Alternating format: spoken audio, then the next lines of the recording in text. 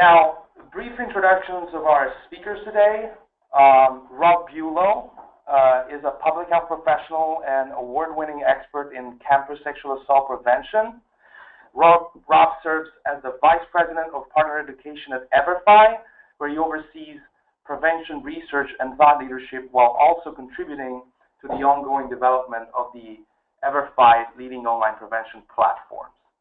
He has received state and national recognition for his work as a prevention educator, including in 2009 Outstanding Prevention Educator Award from the California Coalition Against Sexual Assault. Also here with us today is Lauren Sucha. As a senior research analyst at Everfi, Lauren supports the research efforts of the partner education team by discovering impactful insights from Everfi data and uncovering best practices in the field, as well as developing resources to serve the needs of prevention professionals. Lauren brings a diverse work background with experience at both state and federal level government agencies, as well as large and small private companies. Also, this webinar is the second of a four-part series on campus prevention best practices, and today's focus will be on critical process. And per the webinar title, the 4 questions you must ask to transform your prevention from good to great. At this point, without further ado, I would ask our presenters to walk us through today's crucial topic. Thanking you again for being with us today and presenting for us. Thank you so much for the introduction, Michaela, and to all of you for joining this webinar. We're really excited to have you here today. My name is Rob Bulow from Everfi, and I'm joined by my colleague, Lauren Suche. And to get us started on the webinar today, I wanted to orient you to a framework that we believe encompasses the 4 key pillars of a comprehensive prevention approach. Everfi developed this framework based on extensive research on prevention best practice.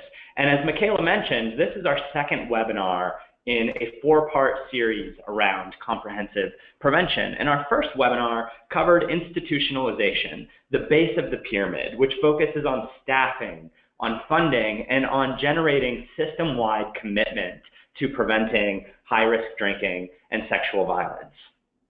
And this webinar is really about how we translate those resources and that commitment into effective programs and policies.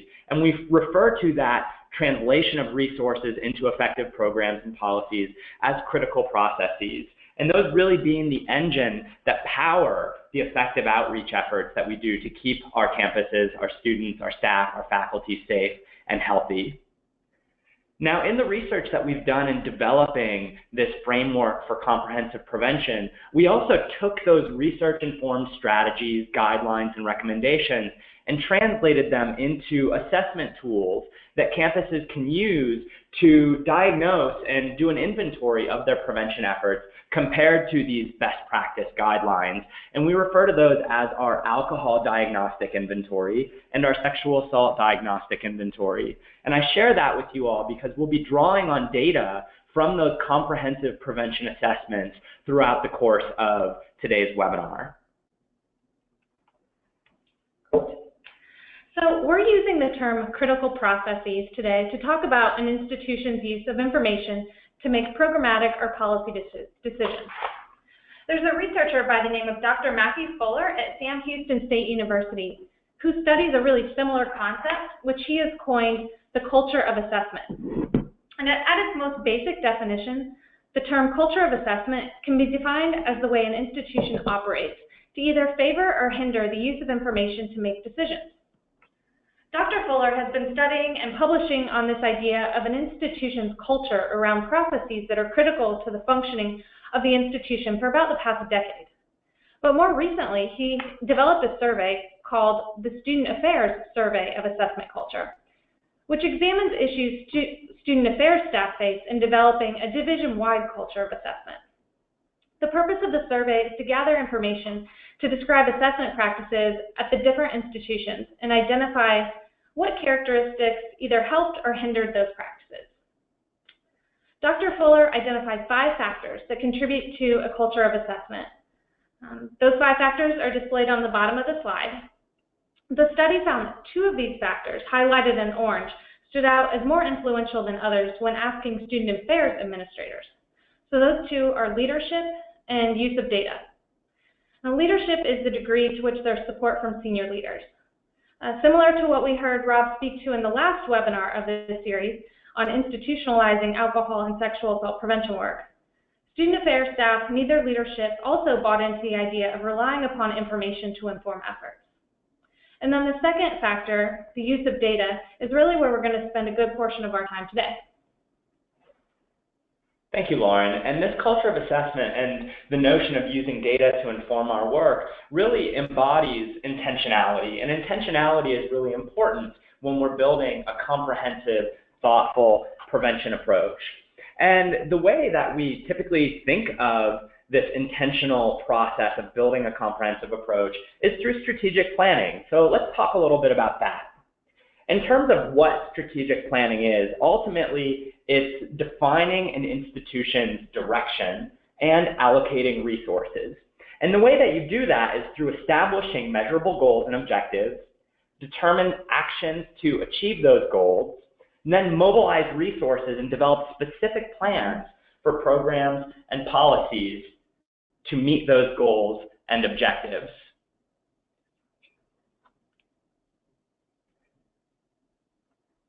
In terms of the people who should be involved in the strategic planning process, we absolutely have to be thinking about bringing together a task force of individuals that includes key stakeholders from the campus, but also the larger community.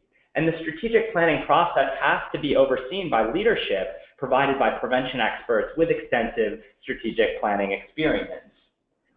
So we talked about what strategic planning is, we talked about who should be involved in strategic planning, and in terms of when we do strategic planning work, it really should be an ongoing process as new programs and policies are developed, and when those programs and policies are being evaluated, revised, iterated, and improved upon.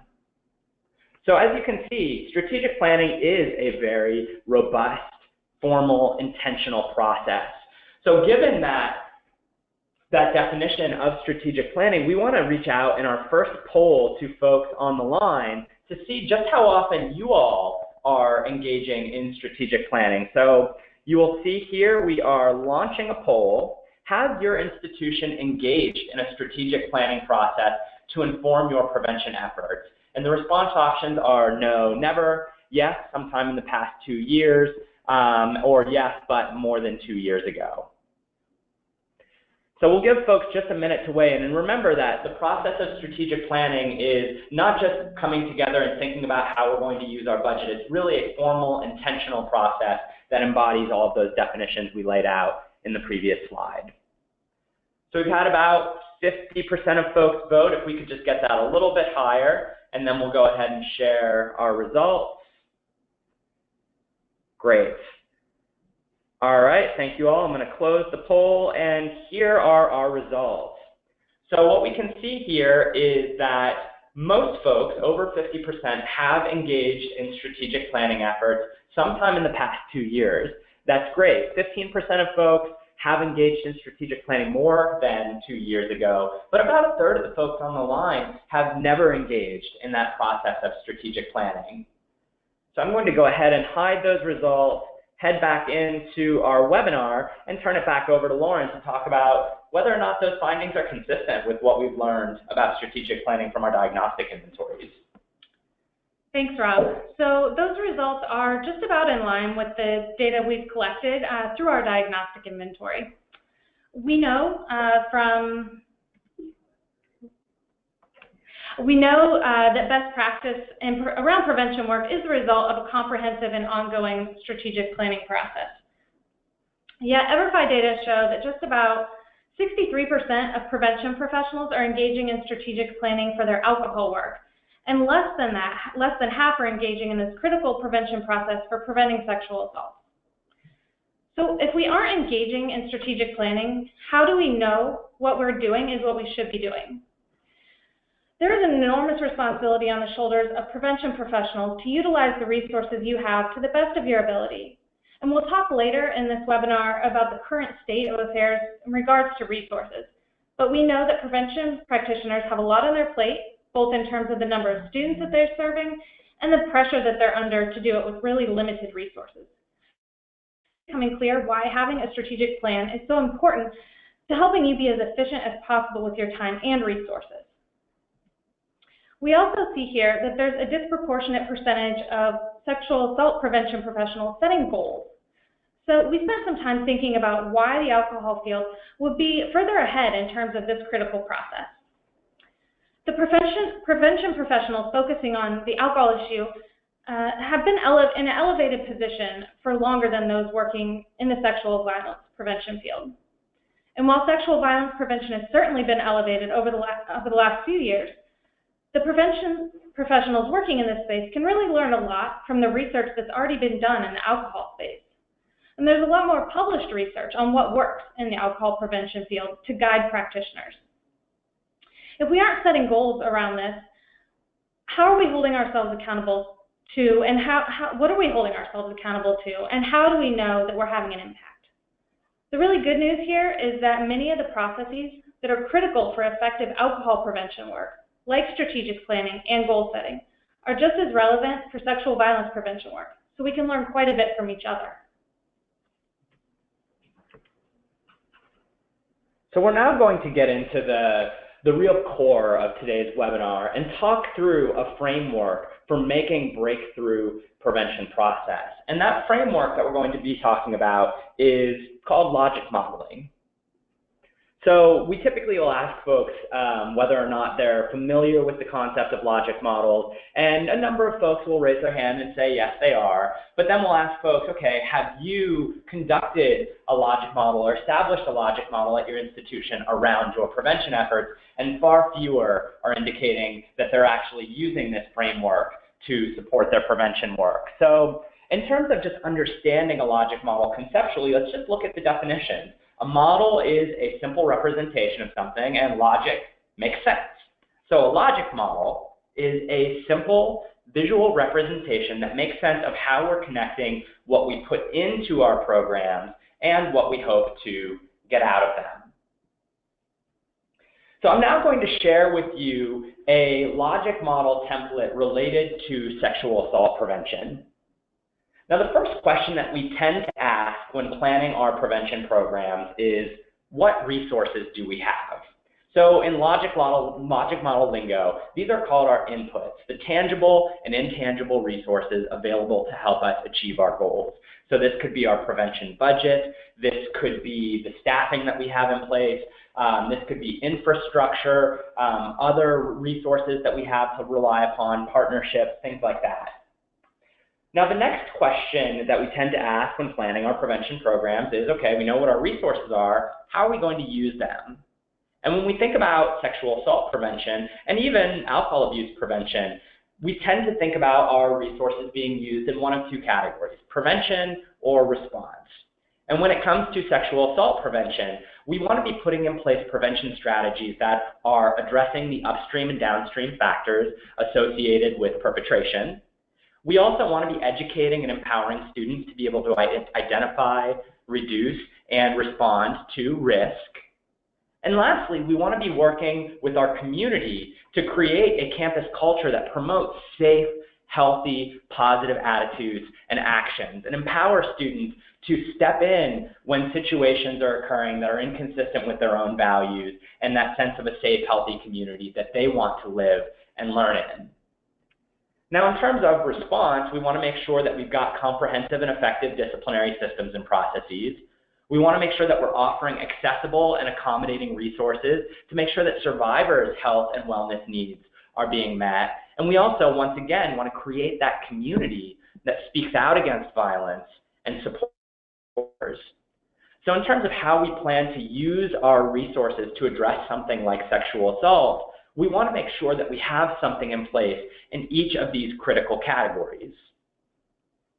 Now, the next question is one where we start to see some real deviation in terms of whether or not folks are ever even getting to this question. It's how we're going to measure results. So this really brings into mind research and evaluation, and we're going to talk more about formative process and some later in this webinar, but it's really around how we're going to determine whether or not we were effective at what we were doing. And the last question, and as we saw from the data earlier, not a lot of folks are actually setting specific measurable goals for their prevention work, so a lot of us probably aren't getting to this question of, are we meeting our goals and ultimately embodying the overarching ideals and objectives of our institution? So here you can see a very basic logic model that is a sensical flow from what we put into our prevention and response strategies and what we hope to achieve from them. Now, when we're planning our programs, though, the best approach is to actually take this same framework and work backwards. So by conducting a needs assessment or a formative evaluation of our students, we have a clearer sense of what and who we need to address. And this then allows us to set goals based on the clear, specific, and unique needs of our students, then allowing us to implement programs that are aligned with our intended outcomes and ultimately be a lot more intentional with how we use the resources that we have, but also be more effective in seeking out additional resources that we may need. So instead of that first question being, what is our budget? That's absolutely a critical question. But the first question that we have to start with to make transformative impact in our prevention work is, what problem are we trying to solve? And why does that problem matter? So to explore this question further, this really brings into mind formative evaluation and ultimately the mission of our institution. So in terms of formative evaluation, that is synonymous with a needs assessment, and a needs assessment could be something like a climate survey or using other forms of data to understand what's unique about the needs and strengths of our culture.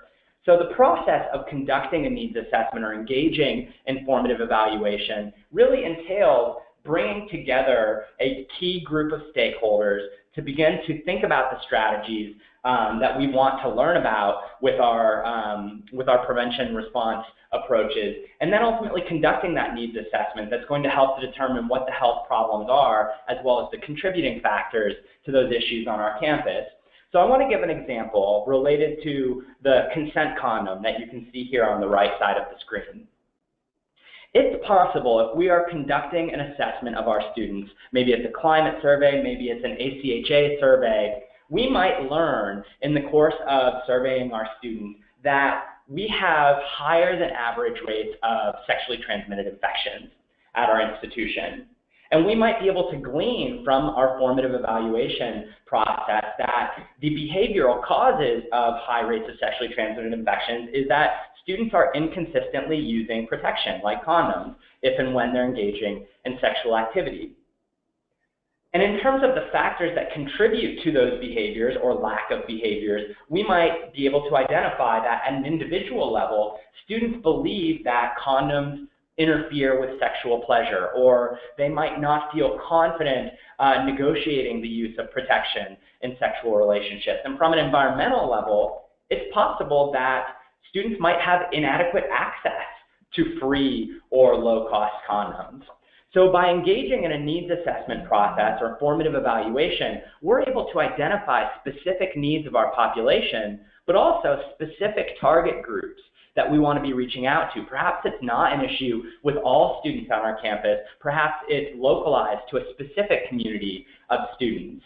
So knowing that allows us to use our resources more effectively in developing long-term behavioral objectives for that target group, and then looking at prior efforts to address this health challenge, and whether or not we've been successful, what some of the barriers that we've run into were, and then ultimately assess the community and group capacity for making change.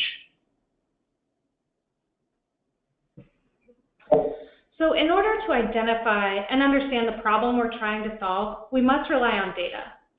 And it can be helpful to think about all the different places where we can collect data from. And here I've laid it out into three categories. So the first is student survey data. Surveys can help us get to know our students better and they're a good way to measure students' knowledge, attitudes, and behaviors. Surveys help us collect data to measure the prevalence of certain behaviors that we want to target, like high-risk drinking or experiences with relationship violence. And they can also help us understand who we need to be targeting and who is more at risk. The next bucket is institutional data sources. So who do you turn to on your campus to find data that can be used to help inform prevention efforts? Many of you probably turn to campus police and the safety office for information like this. Other promising partners include Greek life and athletics, who often have access and collect data that can inform our prevention efforts. The facilities department can also provide data to measure alcohol-related damage to residence halls and other helpful markers. I would also include Everfi's alcohol and sexual assault diagnostic inventories on a valuable source of institutional information. And the final bucket, where data is often collected, is the local community. City and town police collect data on alcohol violations and sexual assaults that happen in the community surrounding campuses. Local hospitals might also be able to provide information to administrators on students who are admitted to the hospital. Finally, partnering with national Greek organizations to understand the types of data and information they collect can also prove very valuable. Across all three of these categories, it's important to remember that campus prevention professionals can contribute to the quality of the data that's being collected by working collaboratively with these key partners to ensure that their record keeping and data yield quality information that's useful for our prevention efforts. Great, so now that we've engaged in that formative evaluation process, we understand the unique needs of our students or our staff and faculty on campus. We have to answer the second part of that first question, which is, why does this matter? Why is prevention mission critical? Why do these needs of our students align with the needs and priorities of other key stakeholders, particularly those in senior leadership positions on campus who are making decisions around budget and around staffing? So when we think about whether or not prevention efforts and the needs of our students are mission critical, we have to think through the lens of administrators on our campus who might be prioritizing things like the reputation and brand of our institution, safety, liability, and risk management, certainly fundraising and costs. Absolutely, they're considering things like policies and compliance with federal legislation as well as state laws, but then also thinking about enrollment, thinking about student success, and of course thinking about retention as well. So if we're able to make the case that prevention-related needs of our students are related to these mission-critical institutional priorities, we're going to better be able to articulate why additional resources should be put towards preventing these challenges. And the good news is those data are already there. So this slide captures a number of data points that begin to show the connection specifically around sexual assault and each of these mission-critical institutional priorities. So I'll walk through a few of these here.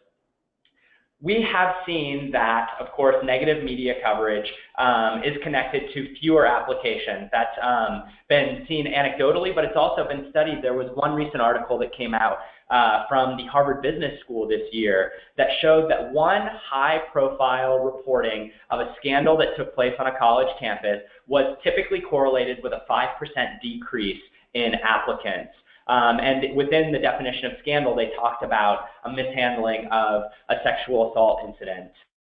So getting published in a major media outlet one time around a scandal like a sexual assault incident that happened can have measurable reductions in application numbers. But we also know on the other end of the spectrum that leadership in prevention has also been positively recognized and gotten good press around the reputation and brand of an institution. Now, in terms of safety, one of our primary responsibilities is to keep our students safe during their time on campus. And what we've learned from our campus climate survey that we've conducted with over 150 colleges and universities across the country is that 40% of students indicated that they felt that school administrators at their institution could be doing more to protect them from harm. We've also seen, connected to brand and reputation, that scandals have resulted in fewer alumni donations. And when we look at actual costs, United Educators put out a survey recently in 2015 that when you sort of do the math and look at incidences that result in actual litigation against an institution, those sexual assault claims that resulted in litigation ended up costing institutions about $200,000. And as prevention professionals, think of the things that we could do with that much money being put into proactive primary prevention. Next, we see that in our climate survey, about 55% of students indicated that they've not received training on how to report an incident of sexual assault. So just at a superficial level, that's a tremendously and unfortunately high number of students not receiving training on a critical topic. But from a compliance perspective, that topic is critical in part because it's required by federal legislation, that yet less than half of students that went through our climate survey indicated that they'd received training on that key compliance-related topic. And then when we think about retention, we think about student success, we've seen in our data that sexual assault has a statistically significant impact on reported GPA. Survivors are more likely to indicate that they're missing class, performing poorly on assignments, getting behind in schoolwork. And we also saw that close to 50% of survivors have indicated that they have considered transferring from their institution or dropping out, which is ultimately a threat to kind of the mecca of higher ed, which is retention. So it's important that we recognize that the case is clear. These data are out there, but we're going to be able to articulate the connection between sexual violence or high-risk drinking and mission-critical priorities at our own institution when we're collecting these data ourselves and can make a more campus-specific case around why these issues are important to stakeholders at all levels at our institutions. All right, so we've addressed that first key question of what problem are we trying to solve and why does it matter. So after we've assessed the unique needs and strengths of our community and identified those that are tied to our missions, we have to think about setting goals. And Lauren's going to be talking a little bit about SMART goal setting. Great. So I shared with you on an earlier slide that less than half of institutions going through our diagnostic inventories have SMART goals in place for their sexual assault prevention work. So I want to take some time to talk about creating SMART goals.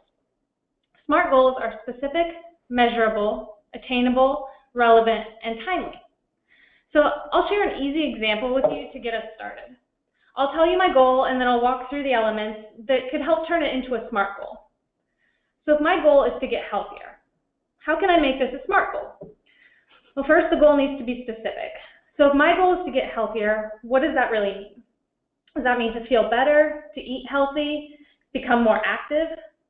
To create a more specific goal, I'm going to use, I want to run a race.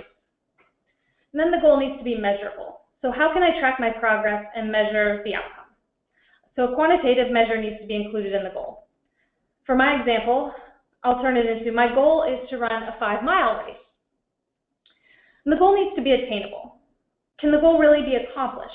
Am I setting myself up for success?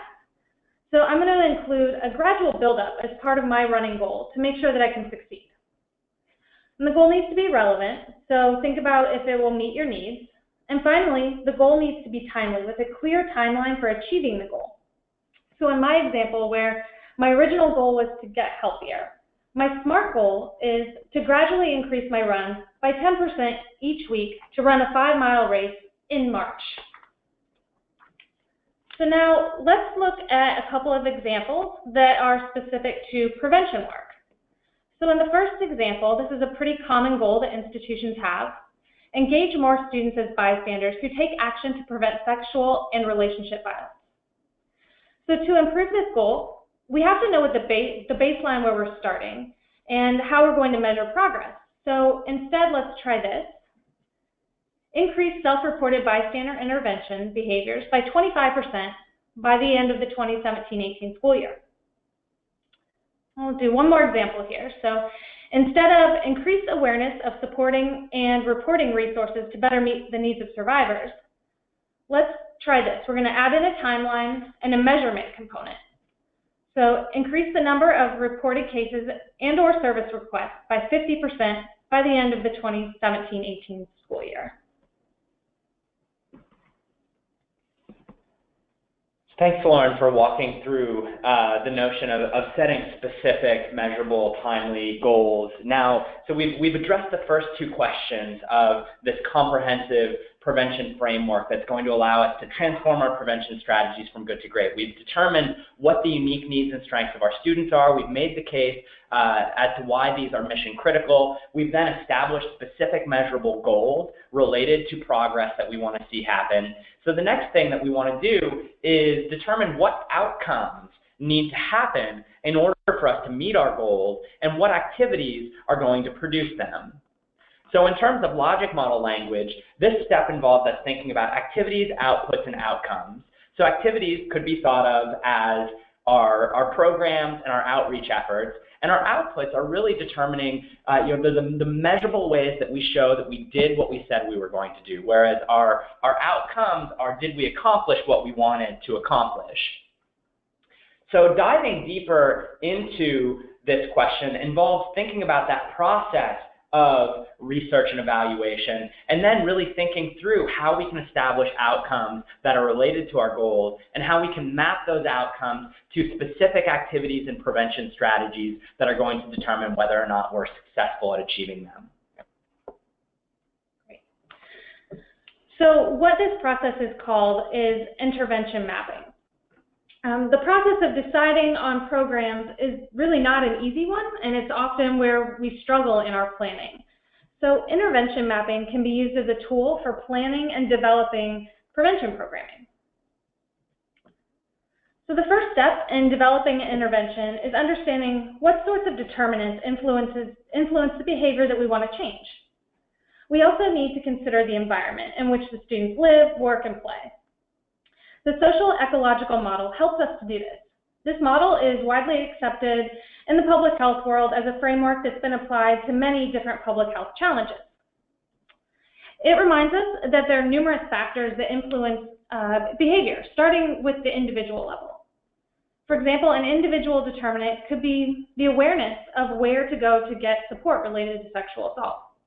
In terms of alcohol use, we could think about family history as an individual determinant. And then there are also environmental determinants. For example, if there's a campus pub right in the middle of the student center.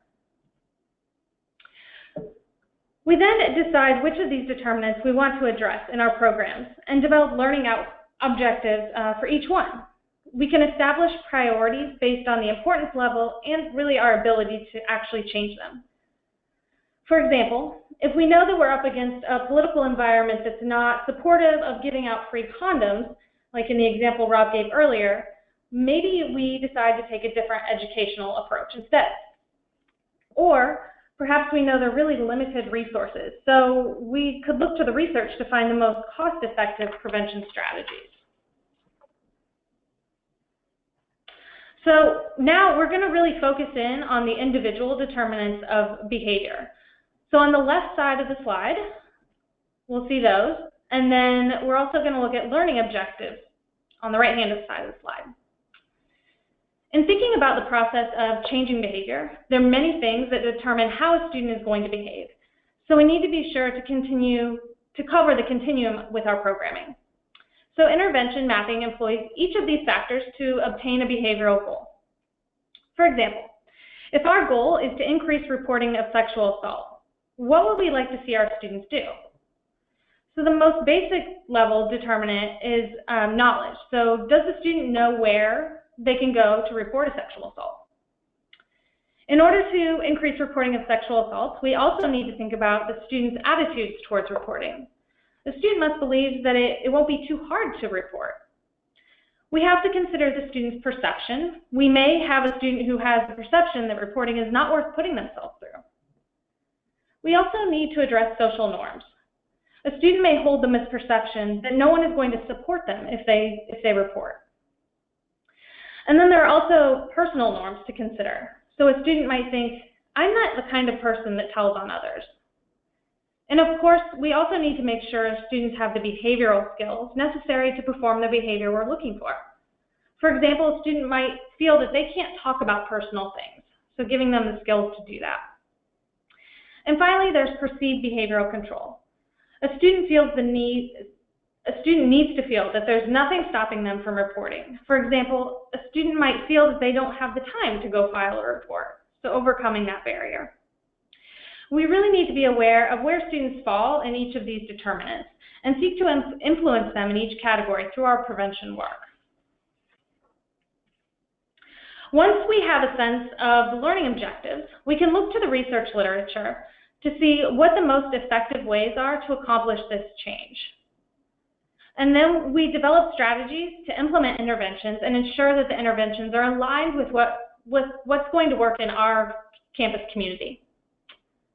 And then we execute the plan. Sounds easy. Well, this slide, next slide here, walks through how data can and should be used to support executing the plan.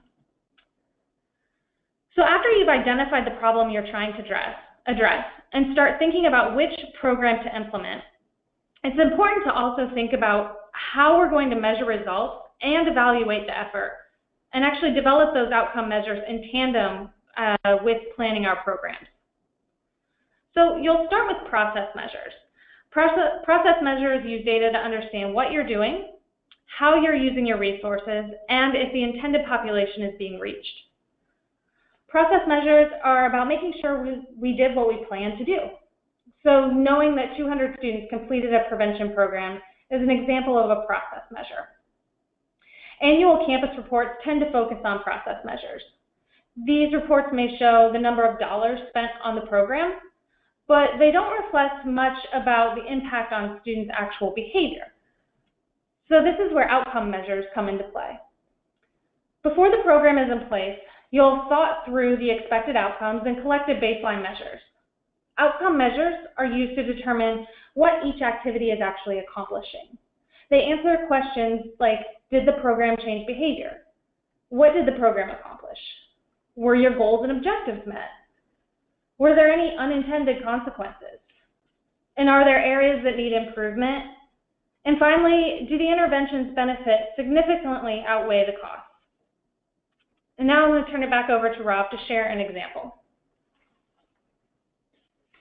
Great, thank you, Lauren. And the example that I'm going to give is about our Alcohol EDU for College online prevention program, which is the most widely evaluated online program for sexual assault prevention, as well as the most proven effective in terms of changing actual drinking behaviors, as well as the harms associated with alcohol use. And I think the reason that this program has been so successful and has been evaluated so positively in terms of its impact is this intervention mapping process that went into the design of that program.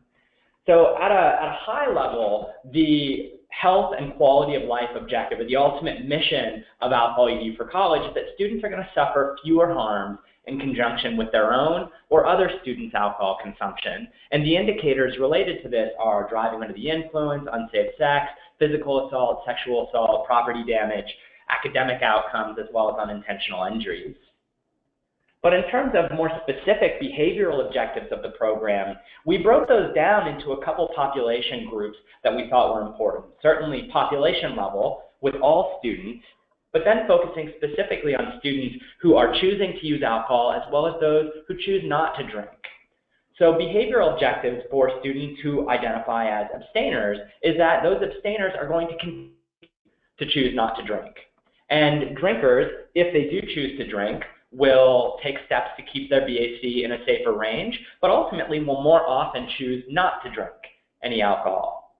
And then in terms of all students, we want to make sure that students have the skills to be able to protect someone who's had too much to drink, who can intervene with a friend who might have a problem with drugs or alcohol, making informed decisions around other drugs, and then certainly around seeking consent if and when they engage in sexual activity. And I think that if is a really important one because it allows us to capture the fact that a lot of students aren't choosing to engage in sexual activity or choosing to engage with alcohol. Lots of students are coming to our campus as abstainers, and we want to make sure that we're addressing those students in our prevention messages.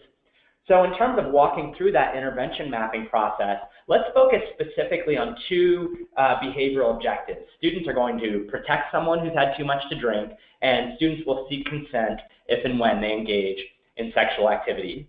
So here you can see those behavioral objectives on the top of the screen, and in the middle you can see the different individual level determinants of those behaviors. So for example, if we're trying to engage students and provide prevention training that's going to help them protect a person who's had too much to drink, they have to have the knowledge and be able to identify signs of possible alcohol overdose and believe that choosing to intervene could save a person's life. But then certainly they have to believe that their environment, their social network would support them if they made a decision to intervene to help protect another person. But then also they certainly have to have the skills to be able to do so effectively. So perhaps an outcome there would be students being able to demonstrate how to prevent someone from drinking too much by perhaps cutting off the alcohol or taking their keys if that person was trying to decide to drive. Now on the other end, around consent, students will seek consent more if and when they engage in sexual activity. Certainly we want students to be able to identify the critical elements of consent. They have to feel that consent seeking is a critical part of engaging in sexual activity and that they're going to be supported when they engage in consent communication with their partners. At a personal level, they have to agree that they're the type of person that wants to have healthy relationships with others, but from a behavioral level, they've got to be able to explain the steps of making sure that consent has been obtained in a sexual situation. In terms of behavioral control, understanding the role that alcohol plays and being able to effectively understand when consent is present or not.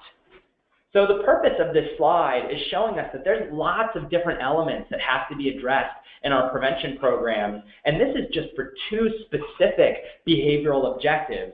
So this really underscores the importance of the depth and breadth of our prevention program. We have to be going into enough depth to cover all of these key individual level determinants, but we also have to be engaging in programming frequently enough to be able to reinforce previous learning, but also cover the wide range of topics that we have to be addressing in a comprehensive prevention approach. All right, we are on to our 4th and final question. We've determined the needs of our population, we've established goals, we've determined what's contributing to the achievement of those goals and activities that we can be putting in place to effectively accomplish our outcomes. The last question then brings us to resources. What resources do we have and what resources do we need? And Lauren's going to share some data from our sexual assault and alcohol diagnostic inventory related to prevention budget, prevention staffing, as well as broader institutional commitment to prevention.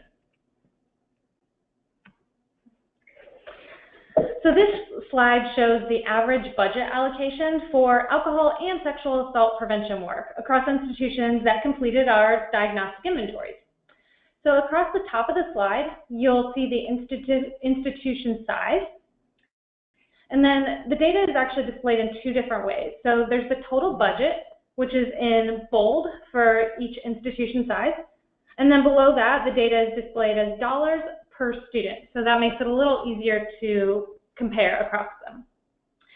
So I want to note that the budget dollars shown here do not include personnel costs or grant funding. We're really just looking at budget that's reoccurring funding. So on average, across all schools, there was actually about 75% more funding dedicated to alcohol prevention compared to sexual assault. This difference in funding may be the result of the field of alcohol prevention being on the institution's radar and in the research space for more years than sexual assault prevention. But either way, these numbers are really far too low. And while this slide displays these pools of money separately, should we really be looking at these numbers separately? What could we do better if this money was actually combined?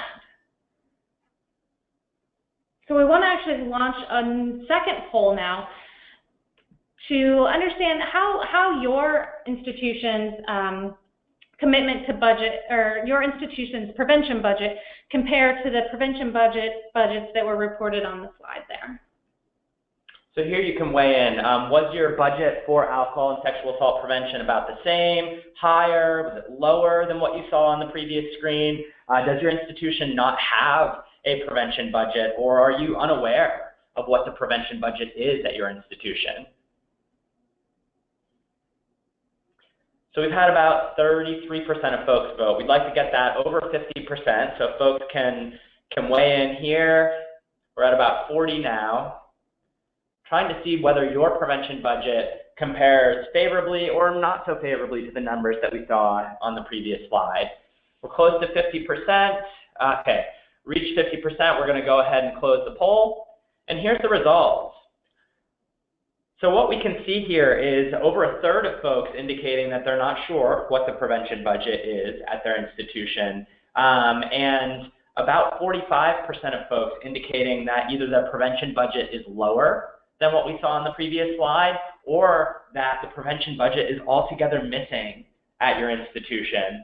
And so I think that this is really important for us to keep in mind, because without funding, not just for the programs that we do, but for perhaps the incentives that we put in place to have people come to our programs, for example, offering food, we've got to have money for that. Or if we want to be putting money towards engaging researchers to evaluate our prevention efforts, there's dollars associated with that as well. So across the board, we can see there's a great need for more budget allocation around prevention efforts. So this next slide shows similar type of information. This is the average prevention staffing. So this is in terms of full-time employees who are responsible for prevention on campus. This includes staff time or even paid student help. So here we can see once again that alcohol prevention has about 20% more full-time employees on average compared to sexual assault prevention, and really probably for the similar reasons that we just talked about for funding and budget dollars. But resources like budget and staff are not the only things that matter in supporting prevention work. So the success of our prevention work also depends on institutional leaders being bought into these issues. So one marker of senior level leadership support is the mention of prevention issues in the institution's strategic plan. Here we can see that fewer than half of schools report that student health and safety is mentioned in their institution's strategic plan. So if these issues aren't even mentioned in the strategic plan, how could it possibly be a priority? We also examined here the number of times that senior leaders have, specifically our chancellor, has spoken outwardly about these issues. So this includes things like press conferences, campus-wide communications, or speaking at orientation events. And here we can see that close to half of presidents have spoken to these issues once or less in the past year. So if the president hasn't spoken to it, how can we expect other stakeholders to take on this issue? That is why it is so important for the president, who represents the priorities of the institution, to show strong, visible leadership on these issues.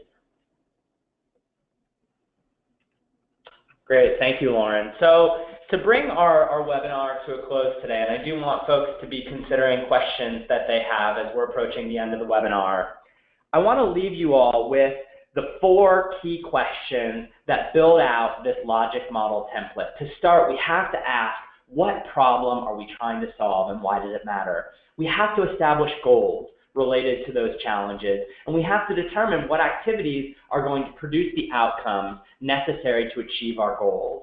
And then we can think really intentionally around the resources we have and the resources that we need. So my hope is that this logic model template will be useful for you all to take it back to your institutions and begin to engage in this really intentional process more robustly with some key stakeholders. And I will say, I know that developing something like this takes time and effort, but it's absolutely worth it. It creates a structure that holds us accountable to making targeted progress. So we can take this logic model, we can blow it up, we can hang it on the wall of our office, give it to all of our staff. We can share a vision for our work with other key stakeholders and showing them, look, this is what we're all about. This is what we're doing in the Alcohol Prevention Office, in the Sexual Assault Prevention Office, in the Health and Wellness Department. And it really does help make the case for additional resources and support. We can go to our bosses and say, I need more money to do more programming. But if we go in and say, look, we've got this problem on our campus. And this problem is critical because it's aligned with our mission and it's impacting students in our institution in these ways. And I want to put in place X, Y, and Z specific prevention strategies that are evidence-based to help us achieve some specific goals that are going to make progress on these issues. But in order to do that, I'm going to need this amount of budget and I'm going to need this amount of staffing. And I'm certain that that's going to help us make a better case than simply going in and making a blanket ask for additional resources. Now, all of this is important, but ultimately the process of engaging in strategic planning and logic modeling demonstrates our institution's commitment to its mission. And I want to leave us with that concept of mission. We have to be framing sexual assault prevention and alcohol abuse prevention as mission-critical priorities that require leadership. And in our last webinar, I shared this quote from a New York Times piece that came out earlier this year, talking about the costs of sexual assault. And the response to this article, which was called "Colleges Are Spending Millions to Deal with Sexual Misconduct Complaints," there was a response written by Dr. Stephen DeSalvo from St. Anselm College, and he's the president of that institution. And he was talking about resources. He was saying, yes, we're spending a lot, but we absolutely have to be spending this money. And in fact, we should be spending more because our top priority is to make sure our students are safe. And he also goes beyond that, and I actually spoke with Dr. DeSalvo in a follow-up interview, and he was saying, you know, Rob, this has to be at the top of the list of our priorities, whether it's sexual assault, whether it's addiction, depression. We've got to be creating healthy and safe campuses. Kicking the can, saying it's not that bad, maybe you didn't mean it, those things do a great disservice to the mission our institutions were founded on. He said, if we lose that mission, we've lost our identity. And that's why this is all important. And that's why we want to thank you all so much for the important work that you're doing. And we hope that these 4 questions and this framework that we shared will be helpful in transforming your prevention strategies at your institution from good to great. So at this point, we want to take questions. We've got a few minutes remaining, so we'll take a few questions from folks. Just a reminder, please enter your questions into the question tab of the GoToWebinar control panel. So our first question here we have is, how can we justify using limited resources on planning and evaluation? So an acknowledgement of the fact that prevention budgets and staffing are really low.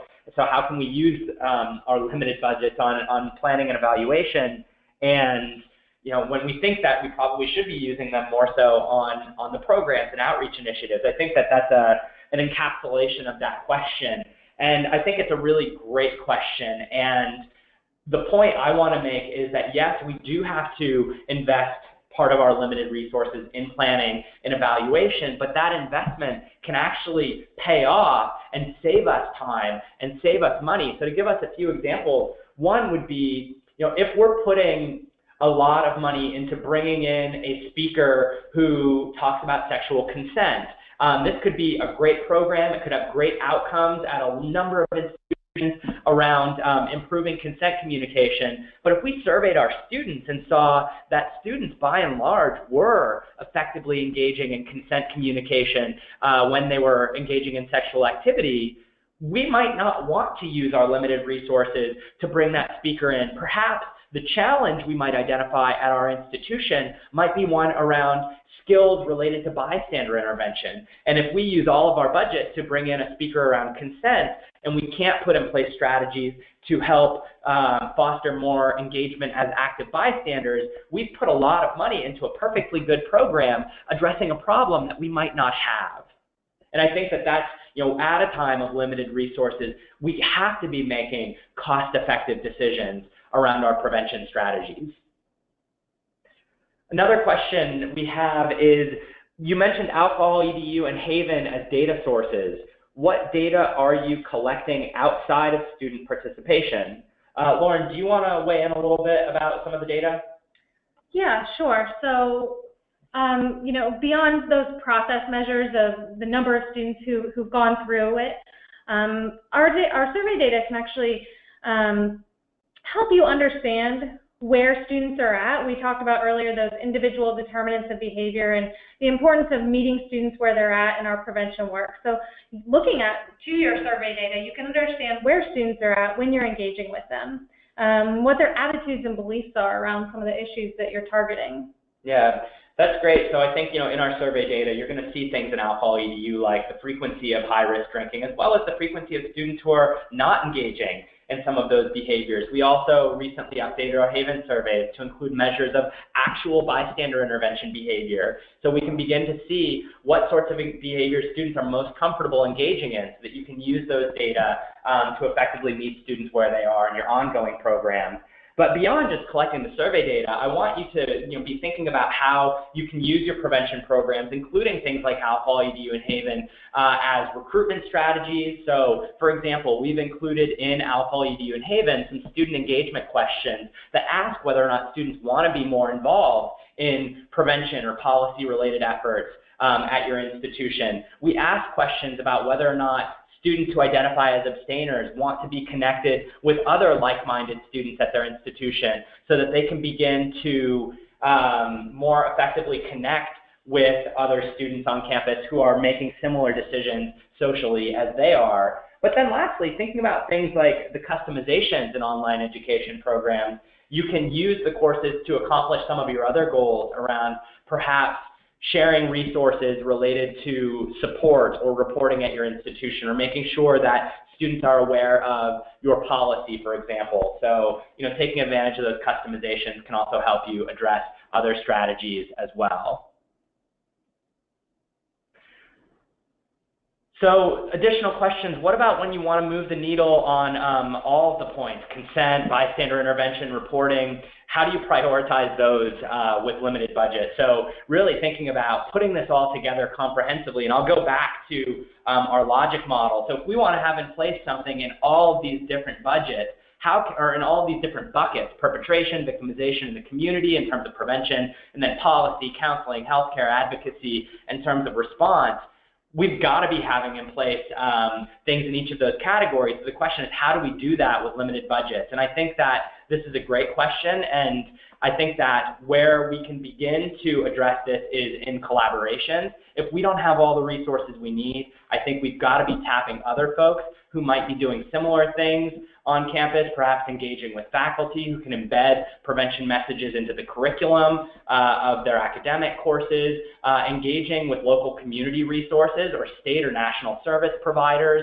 around perhaps advocacy work, counseling and healthcare. There's probably great community-based organizations that can support you there. And I think that beginning to assess your campus climate and really showing the unique needs of your population, and that, the prevalence of sexual assault, for example, on our campus is probably far higher than what we see in our Clery data or in our Title IX reports. And that might come off as a surprise to senior leaders who might not have any other indicators aside from national studies showing that these issues are far more prevalent than the 1 or 2 reports that we might see in our Clery data. So simply collecting the data that shows we've got a problem that's far greater than what we think it might be, looking at other data sources at our institution, we've got to be putting more in place. Certainly the compliance lever is one that we should be leveraging in terms of looking at compliance mandates that show we have to have things in place in each of these strategies. All of those are ways that my hope is we can begin to grow our commitment and our work in each of these categories. That's a really great question, and I think it speaks to the need for ongoing prevention efforts. So now I want to turn it over to Michaela, as we're at the end of our time together, to bring the webinar to a close. Great. So thank you, Rob, and thank you, Lauren. That was an outstanding presentation. I'm sure a lot of the folks today will agree that you laid out incredible depth and detail on what it really means to develop a prevention strategy through a process-driven, a data-driven approach. And judging from the follow-up questions we had, I also can tell how much this topic resonated with our audience today. So at this point, I wanted to remind, as we're wrapping up, all our attendees that they will receive a copy of the slides and a full recording of the event with a follow-up email and a couple of useful resources after the webinar, as already mentioned. I'd also like to remind everyone that Everfi provides a comprehensive training platform for Title IX, campus sexual assault, and substance abuse prevention. So if you would like to receive a demo of our courses and of our overall online training platform, you can go ahead and type demo on the right-hand side of your screen in the question box where you've been typing your questions and interacting with us during the event. And so we'll make sure that one of our training experts reaches out to you and shows you around. With that, I believe the webinar is now over. I just want to mention one last thing before we part. We already said this at the beginning, but when you log out, you'll notice a final poll will start. And it's just the way that we collect the feedback from you on this event. And we really do value your feedback. So if you could please just fill the poll in, that would be great. Rob, Lauren, you've been fantastic. At this point, I'd say we're ready to close this. Any final remarks from you? No, thank you so much, Michaela. Thank you, Lauren, and thank you all for attending the webinar, for the great work that you're doing. And we'll certainly get back to you all with the recording, as well as folks who are requesting demo by typing demo into the questions tab. We'll get back to you as well. Thanks so much. Great. Thanks again, Rob, and thanks all of you for being with us today. Again, remember this is the second of a 4-part series. So stay tuned for the next pieces of this this great webinar series that we're running for you, and we look forward to seeing you live on our events again in the future. Bye, everybody. Have a great day.